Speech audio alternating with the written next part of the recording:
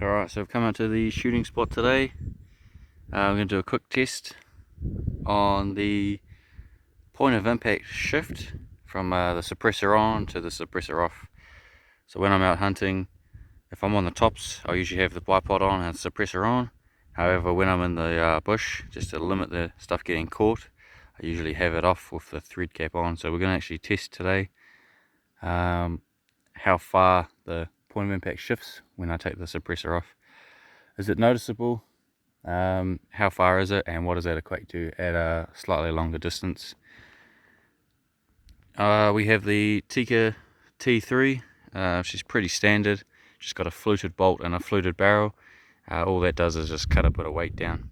It's got a DPT Magnum suppressor, Leupold VX5 HD 3 to 15. I've got the HTMR reticle in there, so it's a mil dial and a mil reticle. Only upgrades I've really done is a Timney trigger in there, and it's a 2-stage. The action has been bedded into the stock. I'm running hand loads, 6.5 short action ultra magnum, and I'm shooting the 143 grain ELD-X. So it's pretty much like a 6.5 and Creedmoor and the 6.5 PRC's big brother. So she's just a bit fatter, similar to a Winchester short magnum cartridge. The P1000 there today, so it should save us walking up and back to check our targets. I'm going to shoot from here. It's bang on 100 meters. While the barrel's cooling, I've got a couple other rifles to test. My 28 Nosler I'm still doing some load developments for, and got the old faithful 270 which I'll have a crack at while the barrel's cool on these ones as well.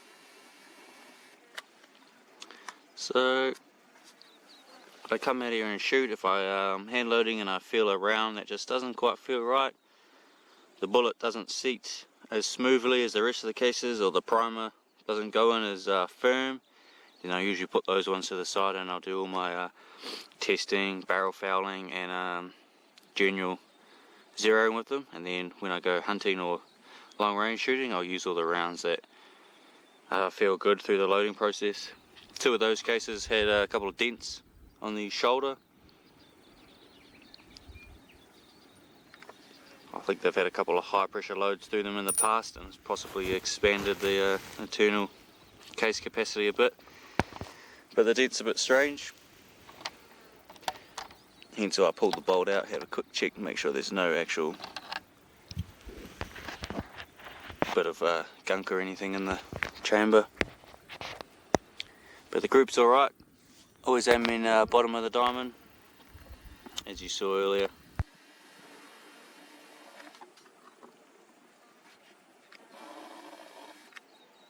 Probably hovering around a 1-inch group there. Exactly where I was aiming, bottom of the diamond. That's suppressor on. Alright, next up we have the Ruger 270. It's just a older M77 that's been handed down through a couple of generations. Not much different. So this one's got a Hardy suppressor on it, an older model one. It's actually been rebarreled with a True Flight just standard hunting barrel, as the original one got fired with a bit of fouling, a bit of oil in it, and it had a large bulge in it. The action's been bedded again, and it's just a Bushnell Elite 3200 3-9. So it's just a standard 3-9 with a duplex reticle, but she's pretty reliable. Wee bit heavier than the Tikka, but not by too much. So this one, yep, 270 Winchester, and we're shooting the 145 grain ELD-X. She's zeroed for 200 meters. So at 100 meters it shoots slightly high. But I've got a small circle on the target of where the rounds should be impacting at 100 meters, roughly 5 centimeters high. So bang on at 200, and then at 300 it's about a handspan low. So if you aim around the spine of the animal, you're pretty deadly. 400 meters it works out to be around about the bottom of the duplex reticle post on 9 power, so it's pretty bang on there. And if I want to go out any further distances, I use the Straylock app with the zoom function, and just wind the zoom back on the app till it matches, and then I use the same zoom on here to wherever it best suits for trajectory.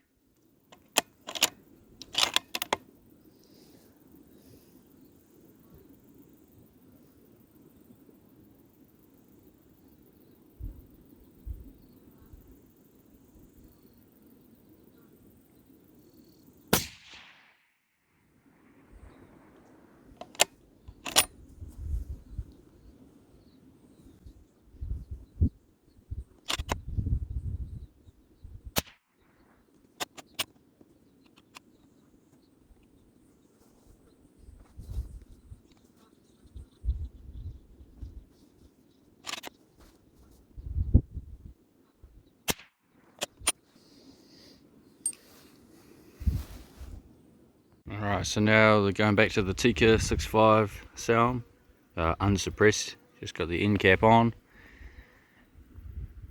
and we'll see if the groupings open up or close up, and if they shift their point of impact, we're going to aim for the center diamond.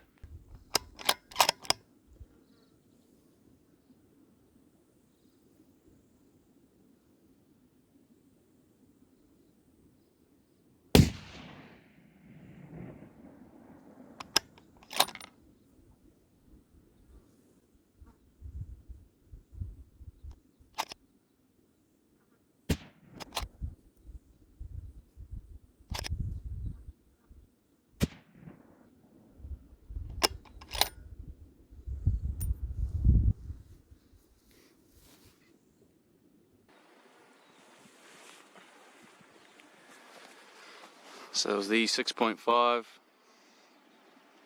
unsuppressed. Already you can see quite a big point of impact shift. I was aiming at the center diamond there, and they went above the left hand diamond. Boy. Alright, we're going to go for a wander up, have a look at these targets while the barrels cool down. Alright, so the 270 should be impacting around here. Those two are right. Bit of a fly there. I know it usually shoots pretty well, easily under that inch. Usually hovers around the 15 to 20 mil groupings. So I'll just call that one a WTF. Yeah, might need to come a click to the left, a click or two to the left. But yeah, it's aiming here, should be impacting there. So the old Tikka, so the first one suppressed, aiming at the bottom of the diamond, and then pretty much bang on exactly where I want. Could potentially afford one click up. That'll bring us up about a centimetre onto the bottom of the diamond. However, that's pretty bloody good. And then for the unsuppressed, I was aiming on this one, and it went all the way over up here. I'll bring the ruler out next time, and once I shoot the 270 unsuppressed, and then we'll compare and see what that actually means at a distance. Alright, next up, 270 unsuppressed, no thread cap for this one. I think it's a 14 by 1 thread, pretty thin barrel as it is. if I do ever go out like that, I'll usually just put a heavy amount of tape on the end. So yep, 145 grain Hornady ELD-X. Yeah, seem to be doing the business.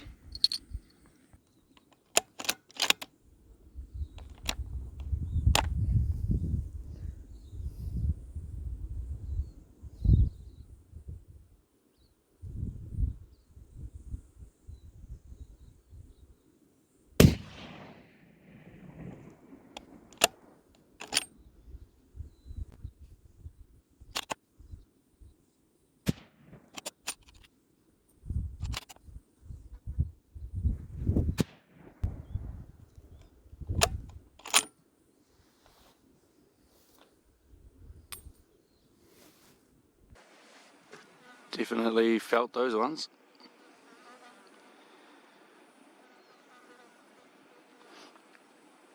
Looks like they impacted out to the right. And the group opened up a little bit for what I know this rifle is usually capable of. Alright, so just to confirm this 270, so we had that flyer and we had a couple of rounds that were looking good but just slightly to the right. So I'm just going to fire another 3 at the bottom left V, just to confirm it's 0. Suppressor's back on, so hopefully we'll see a tight group in the right location.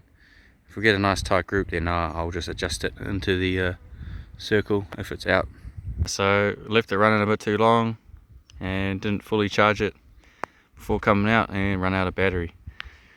So we'll just go up and have a look after we've fired this one.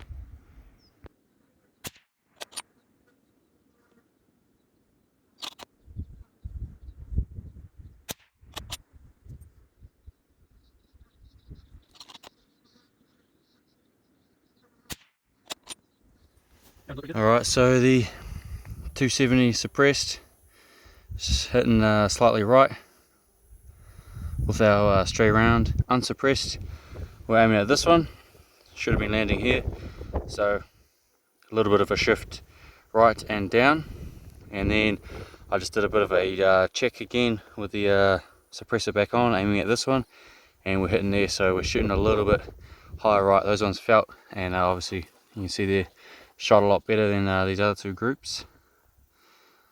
So I'm just going to possibly adjust it. I did try a long shot before, had about 550 meters, and I hit what I was aiming at, so I'm not too sure if I want to move it or not. There's a little bit of a breeze here, but at 100 meters it should only move it. Bugger all. So I'll hold off on adjusting just yet, and I might hit the calculator and see what the wind's doing here exactly, and whether I should shift this group over. But yeah, the 6.5 suppressed and then unsuppressed, but I was aiming at this one, so quite a big shift there. 28 Nosler, FYI, starting to show some good potential for our different seating depths. And there we've got 3 shots, 2 of them touching, 1 just out, and that's at the factory recommended seating depth, so we're doing pretty good.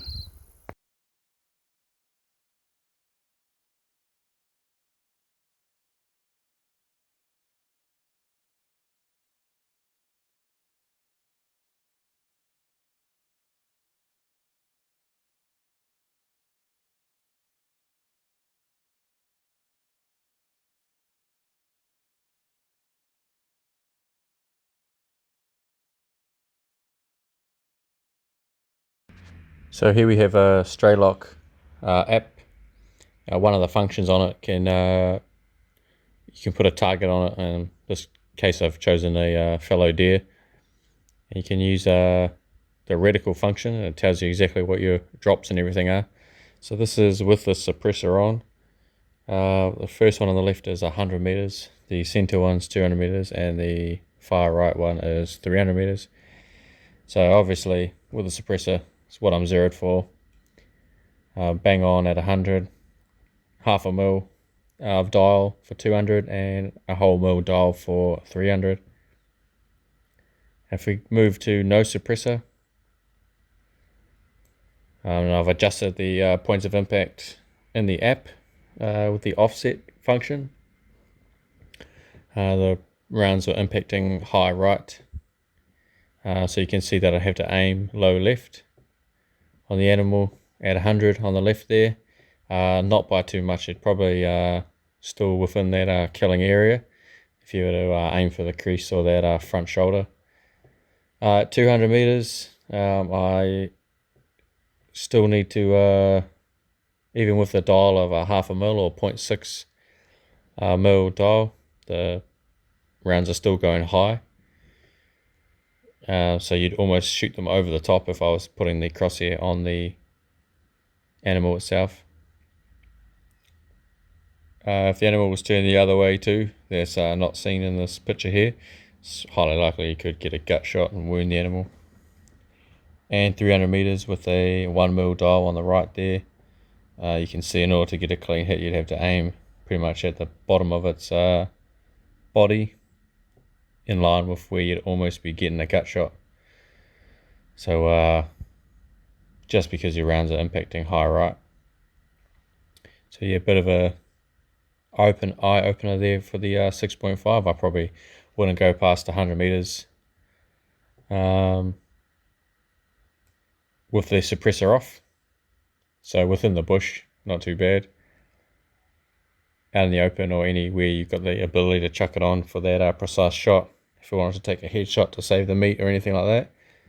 Or if you've got a small window, a lot of sticks and stuff that you might have to shoot through, it'd be extra precise, then yeah, definitely suppressor on with the 6.5 anyway. It's quite a large jump, 9 centimeters high and 7.5 centimeters left at 100 meters. It's a pretty big shift.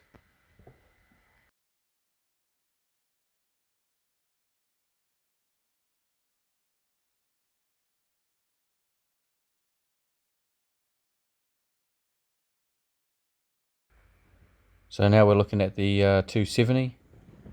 Using the 3 to 9 scope with a duplex reticle was pretty simple. Just applying some holdovers. So at 100 meters on the left there, because we zeroed for 200, it's going to be about 4 or 5 centimeters high. So on the front shoulder of an animal or going for that crease shot, it's pretty negligible. Point and shoot, especially in a high pressure situation if you don't have much time. It's pretty handy out to 200 meters. You don't have to worry about busting out the rangefinder or anything like that. As long as you're in a stable firing position, then you're good to go. 200 meters, same again, bang on. That's what it's zeroed for, so pretty perfect there. And out to 300 meters, you're holding halfway between the reticle crosshair and the top of the duplex on the bottom post. So where its point goes from fat to thin. So pretty easy holdovers there out to 400. Out to 300. For 400, I just use the top of the post, but aim slightly higher than where I want to impact. If we have a look at the adjusted for no suppressor, so it was only a centimeter off to the right and only low by 3 centimeters. So not a huge jump compared to the 6.5. So at the 100 meters, we're still shooting just slightly high anyway. At the 200 meters, we're bang on. We've just shifted, have to shift our point of aim slightly left, but again, it's bugger all. It's only a few centimeters. It's not a big shift. And at 300, it's come across a little bit more. You're going to have to hold for that 3 centimeter shift at 100 meters 3 times. So it'll be the 9 centimeter shift at 300 meters, which isn't a huge difference. It's probably about the size of your fist. However, if you were trying to be real precise, trying to go for that crease shot, 9 centimeters could slip it into the guts of the animal, potentially wounding it and not really dropping it like you want to. The other one too is it's all margin of error. So if you're in a slightly unstable firing position, there's a slight bit of wind that you didn't think about, the animal takes a step or anything like that, plus you've got your 9cm difference in your unsuppressed rifle, then all those errors could add up to wounding or missing your target. So for me, with the 270, I'll probably go bang on out to 200 meters without the suppressor. Anything past that, I'll be looking at putting the suppressor on. Hopefully you'd have time if you've seen something that far away. Good thing about doing an experiment like this is you should know where it's shooting. So worst case scenario, a deer pops out and he's only in a small bit of clearing or something for a moment. You don't have your suppressor on, you just lie down on your day bag, you need to take the shot. There's just one little bit of information you can have up your sleeve to clutter your decision making process and compound and probably miss the animal anyway.